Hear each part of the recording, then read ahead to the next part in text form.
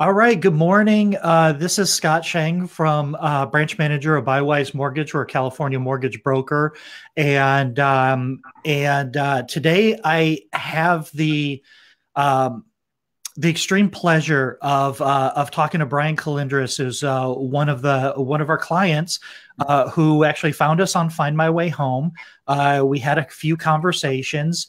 A young man buying his first home, and there were so many things in this transaction that checked boxes for me that I thought was extremely important. So the if you've watched my videos before, you know what I try to do here, at least on the Find My Way Home website, is I try to have conversations and I try to talk about things that consumers aren't necessarily going to have that same, they're not going to get that same openness and candidness if you're talking to somebody trying to sell you something.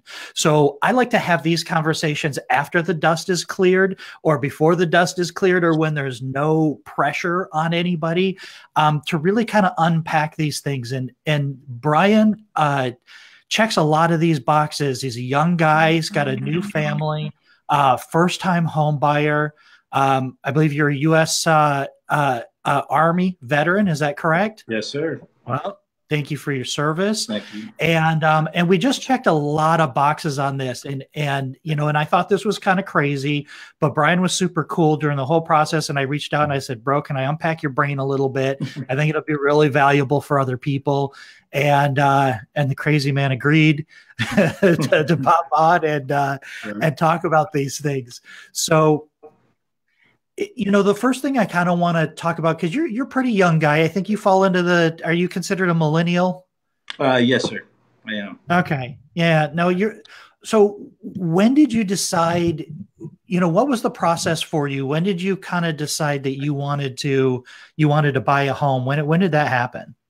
Well, actually, it happened very quick, and I would say I was in transition of leasing.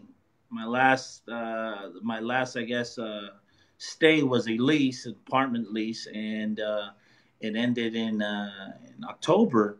And I started looking for another apartment in November. And literally from one day to the next, something told me, you know what, Brian, it's about time. You've been leasing for approximately 10 years, and I think it's time for you to make that leap. Execute one of those objectives or goals that you've been wanting to do all your life, and it's step up and purchase a home. So literally from one day to the next, I went from seeking or searching for an apartment to searching for a single family residence. Oh, wow. So I know when we first looked at it, you had some credit challenges a few years back. Mhm. Did and you were able to overcome those. You did a really, really good job of fixing those up. Did you know at that time, hey, I need to get this stuff fixed up, or did you just have a temporary little I No, say this all of the time. Bad stuff happens to good people all the time. yeah, That shit happens. It's life. yeah, yeah. And he had a little glitch. Like, did you know at that time, hey, I need to do XYZ so that I can be in a better position in the future? Yeah, well, since I've been young, I've always, dreamt, I guess you could say, that of being a homeowner someday. And I know nowadays, you have to be real with yourself, and you have to pretty much, nowadays you have to have that good credit. I mean, realistically, nobody has, uh, you know, 400, $500,000 just lying around to just purchase something, You cash. gotta You borrow know, that money. you have to finance. So, when back in I would say between 2010 to 2015, I encountered a hardship in my life, going through some things, which financially impacted me as well, to pretty much to the point where I defaulted on an auto loan. And when I defaulted on it, I was blessed enough that I could pretty much recoup from it. So, I ended up defaulting on an auto loan. I ended up coming back even stronger, and I paid it all off. But however, on my record, it did show that little mishap that you defaulted and then you recouped from it. Yeah, and I think that's important because you're a little unique because you're a veteran, so you qualified for the VA loan, but it still blows my mind how many people think that they either have to have perfect credit or they have to have 20% down. You know, you definitely do not. And I mean, you think about it, I've had a car repossessed in my life, and that's not a good spot in your life. It's usually a last resort. You're picking out, who's going to be the casualties in this particular situation, and, figuring out how you're going to recover from it. Right. But man, that was only 2015. So you did a really good job. Now, was there something specific that you did to really kind of massage your credit scores and to make sure that you could get them up? Yeah, absolutely. I pretty much little by little bit, I paid everything off, especially for that auto loan challenge. I think just the fact of me going from a good credit line history on that, and then defaulting, and then coming back and just paying it all off in a lump sum, I think assisted me. Another thing that I looked into was bill consolidation. That assisted me just to pretty much pay everything all off. That assisted my credit. It boosted up my score. And you kept your balances low on that revolving debt. Correct. Kept my balances low on the revolving debt, and just paid it all off little by little bit, and eventually it took about 5 years, but to rebuild it within 5 years from where it was. Well, it was 2015. It was 2015. It was only 3 years. Yeah, you're right. Actually, yeah. 3 See, years, a little bit sooner. There you go. Those overachievers, man. Yeah. You thought it was 5. It was only 3. And that was something that since I was young, that's something that has been instilled within me by my family. Credit is golden. Take care of your credit. Good. It's going to be. It could be potentially your future later on, and sure enough, that was fact. So that's something that I know that when I had my ups and downs regarding my credit, I ended up pretty much focusing and doing whatever I had to do to make sure that I brought it back to up to par. So that was something that I'm going to quit on it. Just continue to work it, and make sure that it stays good for future opportunities, I guess. That's awesome. Now, this is something I wanted to talk to you about because things have really kind of changed over the last 10 years. So Correct. 10 years ago, you were still leasing, but the whole mortgage real estate market crashed. Mm-hmm. I don't know. I'm sure almost everybody either knew somebody or their family got hit and lost their homes and things like that. And it was, and at that same time, we kind of had like these new services like Redfins and Zillows and things have evolved a lot in the last 10 years about how you shop for houses. Tell me a little bit about what your process was for shopping for homes, because you were very methodical on everything. Like you did all your homework. We had a lot of conversations before you pulled the trigger, and we talked almost through the whole process. How did you go about shopping for homes? Did you look for them online? You worked with a real estate agent, right? You worked with a realtor. Correct. Well, in regards to that, I think the first step was giving you a call. That's where my journey started. I found your website. Buywise, and to be honest with you, I didn't find it. A close work colleague of mine found it. Said, "Hey, I think you may want to give this person a call." So I remember I found you on a Friday, and by literally about an hour or two later, we started speaking. And, you actually called me looking for buyer assistance. And when I found out you were a veteran, I was like, no, you don't want buyer assistance. That's more expensive. You're way better off than that. I love buyer assistance. And again, this is my first time home buyer thing. I love that process. Yeah.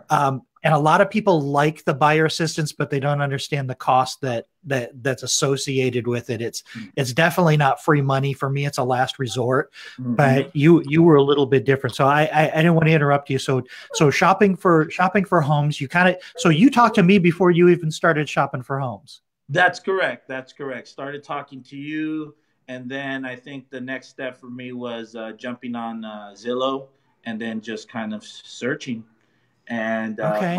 finally found something that caught my interest. Well, I'll tell you what, that's actually a little unique, Brian, Mhm. because I can't tell you how many times people will call me and say, uh, we'll say, hey, I just made an offer on a house. I need to get approved for a loan.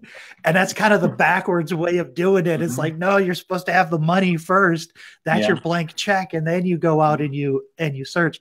Who do we got there? I see do Yeah, we that got a was my guest? son. He just popped his head in to say hi, and here he is again. Nice. He didn't say hi. Say hi. Hi. Say hi. Hi. Say hi. Hi. Little shy. He's You like, know, Dad's on TV. right? One of the things in regards to giving you a call as the first step, you were very helpful. You actually broke it down step by step by step by step as to Yeah. what I should expect and how the process go and I remember to this day telling anybody that I disclosed my plans to, that hey, Scott has been a great resource for me in regards Hmm. to the buying process, because I've heard of it. I know people that have gone through it, but to go through it yourself, it's a whole different story. And Yeah. it could be a little nerve wracking if you don't if you don't know what to expect, or you've Yeah. never done it before. And that's where Buywise and your team came in, and was they were very valuable and very helpful to the whole process. And it's something that I really appreciate. Yeah. So real quick, I don't. This is a tough one for me because I don't like talking trash on other companies, Mm. but I do have I have a challenge with these companies that spend millions and millions and millions of dollars trying to convince consumers that things are different than they actually are. And specifically, once we were in the process, because you had a bunch of people helping you. You had your employer was helping you, and you had some other people helping you along. And one of the things that was recommended is that you got some comparisons and that you Correct. check and make sure that their pricing and all of that stuff is right.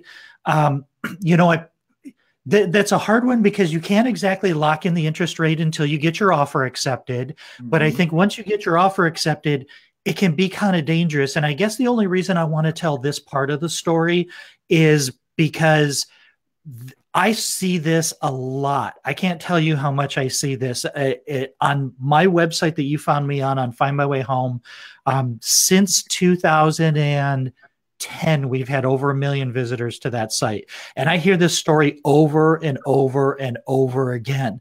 And what happened to you is you ended up talking to, it was Quicken, and you told them, hey, listen, I'm looking for the best payment that I can possibly get. Correct. And you reached out and you said, hey, I got a lower payment. And I'm like, okay, cool. I know how this works. Let's go through this. You sent me over the paperwork, and it was awesome because I started going through it. And by the time I called you back, you had already gone through it and you'd already compared everything and you saw Hmm. what they did. Correct. But what was shocking to me, and it's not really shocking because I literally see this happen every single day almost. Uh, they purposely left numbers off that document in order to make you think that they were giving you a lower payment. That's correct. And there was a couple of reasons why that was a challenge. One of the challenges was that um, The person selling you the home was going to give you a credit for every day that you closed early. So they were delaying. There was a little bit of a delay there. But most importantly, and this is the thing that really irked me, and I didn't really tell you this, but I was so upset that weekend after I talked to you that I popped on here on Facebook and I kind of went on a rant because I did my homework, and that loan officer had been in that company for 3 years. He knew better. And what he put you in a position where you would have gotten the actual numbers and they would have been right, and that payment would have been higher. So now you've got a young family, just went through hell, went through the whole 30-day process or whatever the process was to get approved, and sitting at the signing table, and then you've got a decision to make. Do I back out and lose my first home, or do I end up paying $200 more than what I could have gotten in the beginning from the person that told me the truth? And to me, that is just, I don't even know how to explain it without dropping bombs here, dropping F-bombs, but that just pisses me off so bad because they knew better, and they just didn't care about what you thought. They didn't put themselves in your shoes. So you've got to be really careful. So specifically what happened with Brian is he called this company. They sent him a loan estimate. They were charging an origination fee, $3,800 that we weren't charging. Their interest rate was 0.25% higher than what we already had you locked in at.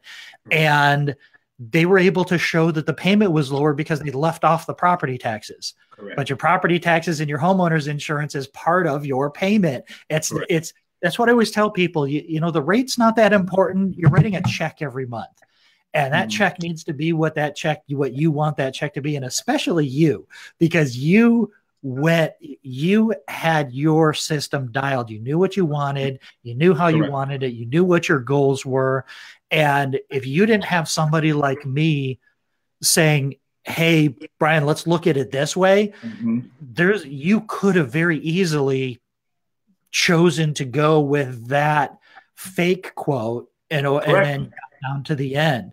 Correct. So, yeah, that was one of the things that and you're absolutely correct, Scott. You know, it seemed that they were willing to tell me whatever they felt they needed to tell me so that I could sign those documents and then jump into a loan with them. But I'm glad that, you broke it down step by step. Hey, look, there is no way possible that I remember what you told me. There is no way possible when you add this and this and this, and then that half, what was it? 0.5 interest, I believe, right? When you add all these factors, there's no way possible that you're going to have a lower or this payment that they're telling you. And I did my due diligence, and I pretty much, investigated myself. Oh, you had it figured out by the time I called you back. And then that's when I call you back, and I told you, hey, Scott, thank you very much. Let's continue to proceed, right? So, and I guess, I understand where this irks you, because someone like me who doesn't know any better or going through the process, they're going to fall for it. And then now it's like, all right, well, you literally have put it in, and that can be, I guess, a lot of people may think, hey, $200 or $300 is not a lot. But when you're talking about $200, $300 for the next months for the 30 years of the loan, it adds up. It adds up. I mean, listen, $200 or $300 when you're in a situation where you don't have control over it. Listen, you can live with it. But if you would have gone through this, you probably would have chosen to pay the higher payment. You weren't going to give up the house. Junior over there looks like he's super happy. You're not going to want to disappoint him and say, we're not going to get the house. So you're going to sign that thing, and then it's just going to eat away at you because you knew that they knew better. So, all right. So let me move on with that before I get too much more upset. Now, this was really, really cool. So this happens actually way more often than most people think. And but I don't hear people talking about it a lot. And part of the process, once you get your offer accepted, is you have the ability to do your due diligence, is what it's called. You can order any inspections, anything that you need to have done. So you had a home inspection. Tell me a little bit about what that home inspection process was and what that did for you. Well, one of my goals going into this, into all this, was to to find something that was pretty much a turnkey home. I just turn Mm-hmm. that key and go in. So, there was a few properties that I looked into, and two in particular stood out, and one stood out more than the other, and that's the one I'm in now. When I did my first inspection, there was a few fixtures that were needed, and certain things that weren't to my expectation. I came into this, like I said, I wanted a turnkey home, and that's what I was going to get. What were some examples of things that you saw that They weren't. I guess they weren't that major, but potentially they could have led to a little bit later on in the future, a little bit more major issues. I'll just to name a few, which I could have done. Some of them I could have done on my own, but hey, like I said, if I'm going to come in, I'm going to be the buyer. I'm going to come in. I hate to say it, you're dropping a chunk of cash on this thing. I don't want a job and a house. I don't want to be doing anything. They need to come, and I hate to say accommodate me, right? The buyer. Yeah. So, sure. Little things like broken. I have sprinkler system. Broken sprinkler head. Sorry about that. What else?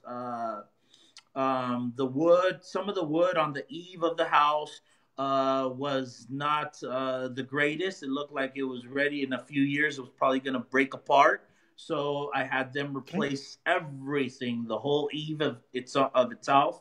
Let me see, the roof. The roof needed to be a new layer on top of the roof, and some shingles needed to be replaced. The main concern was my AC and my AC and heating unit.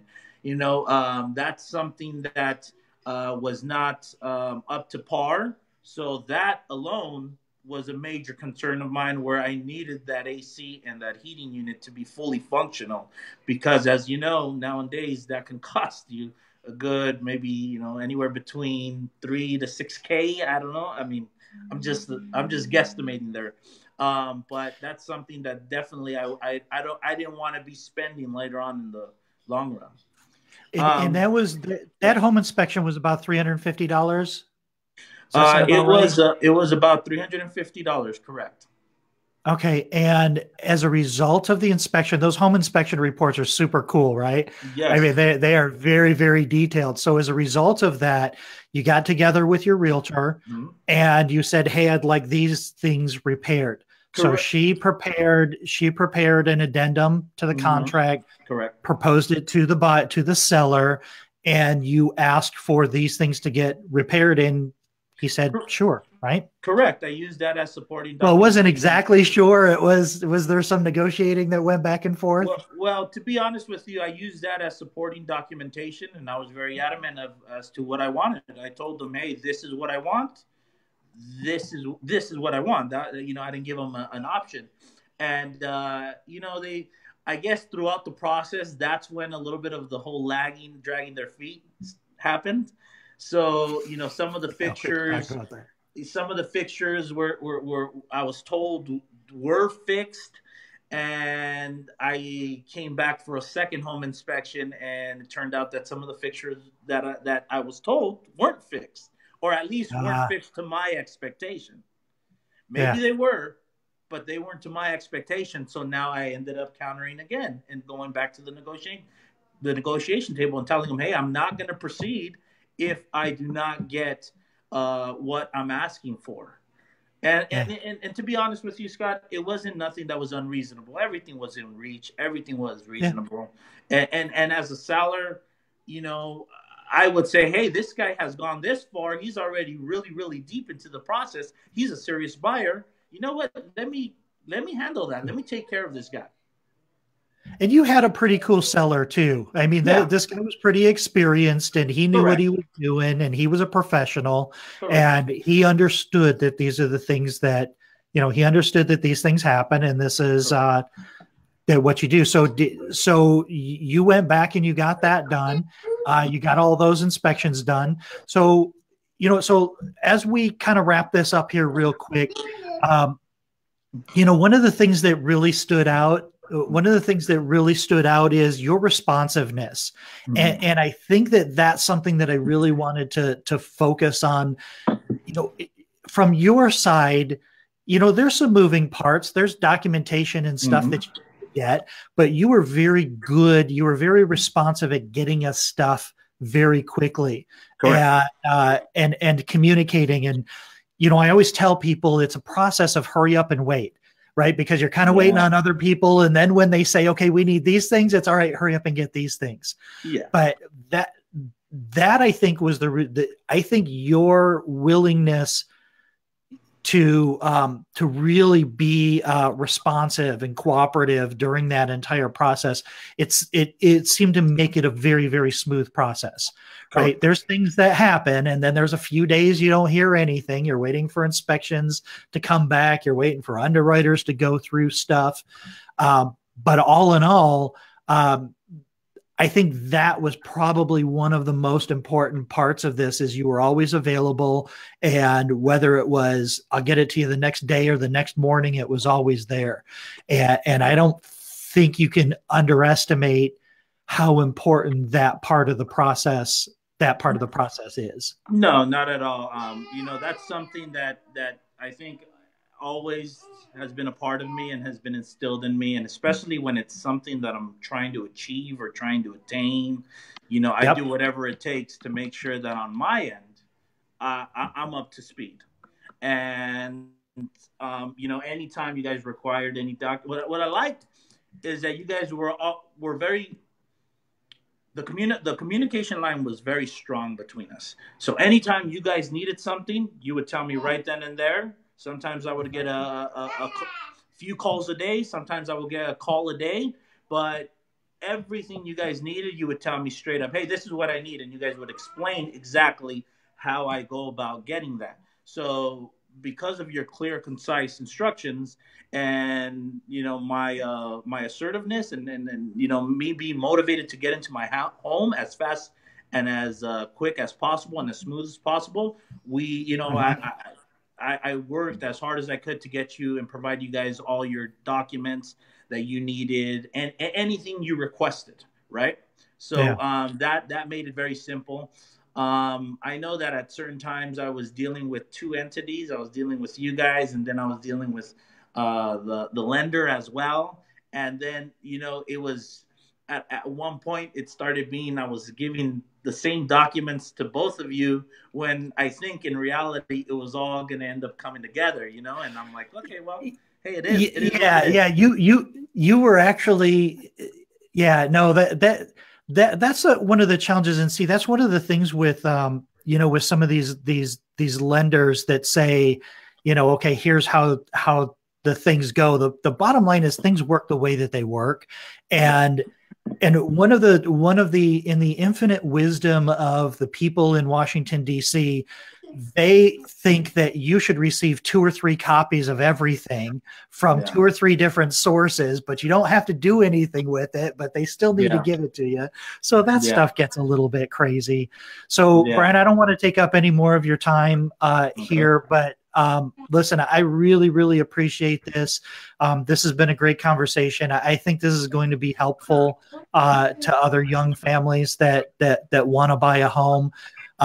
What would you say would be your biggest takeaway? So one of your peers is thinking about buying a home. What would be your advice for them? I would tell them, never, if you ever have dreams of owning or purchasing a home, never stop. No matter what happens in life, you have your ups and you have your downs. Continue to strive for it. Credit is very important. Be very responsible with yours. Just never stop. Knowledge is power. The more you know, the better you'll be in regards to the process. Find yourself find yourself a Scott and a Buywise team and Find My Way Home website to Hopefully. assist you in the process.